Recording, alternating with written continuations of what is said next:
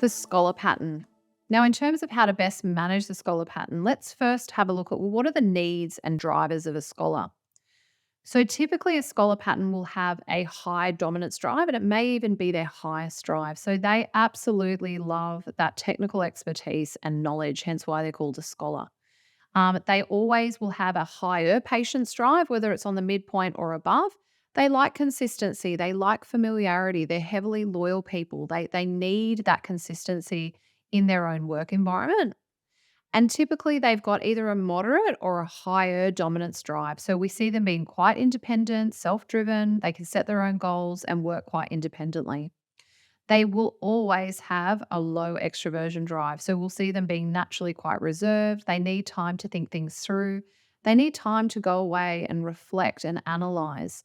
They are deep thinkers. They are problem solvers. They are very analytical, quite imaginative and creative in the way they solve problems, but they certainly want to do that on their own. So you'll see them needing that alone time to solve their problems.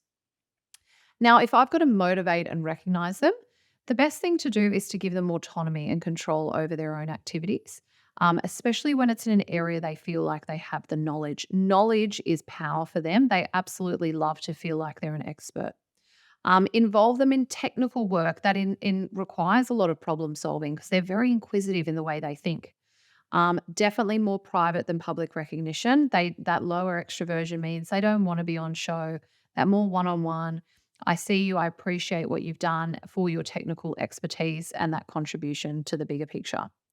When I'm providing direction, they need clarity. They need to know what's expected of them and how they can deliver to that really high standard.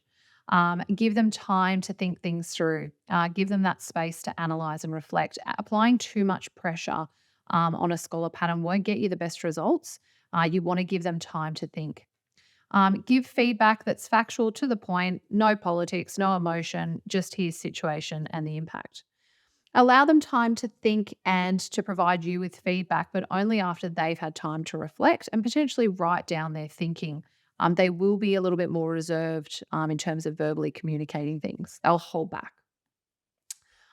Don't delegate them someone else's work. They really like working on their work themselves. They are quite independent. But they could help others in terms of maybe showing them how things could be done. So because they love knowledge, getting them to share knowledge is a good way to stretch them to communicate best practice within your business. Do delegate work that's structured, it's highly analytical, it's high problem solving, and that they can show off their own expertise. That's where they will build their confidence. Now, if we're to be coaching them, I'd encourage them, at times they might need to be a little bit flexible. It might not need to be perfect to get something out the door, so to speak. So working out what are those negotiables and non-negotiables might be important. Work with them to identify what would make them comfortable if they had to turn up the pace or work quite quickly or deal with a lot of change in their role. So again, you might need to support and coach them there. And identify situations where they could reach out to team members and who in the team they could reach out to. Naturally, very independent, very reserved patterns of the scholars. So they will just want to solve problems on their own.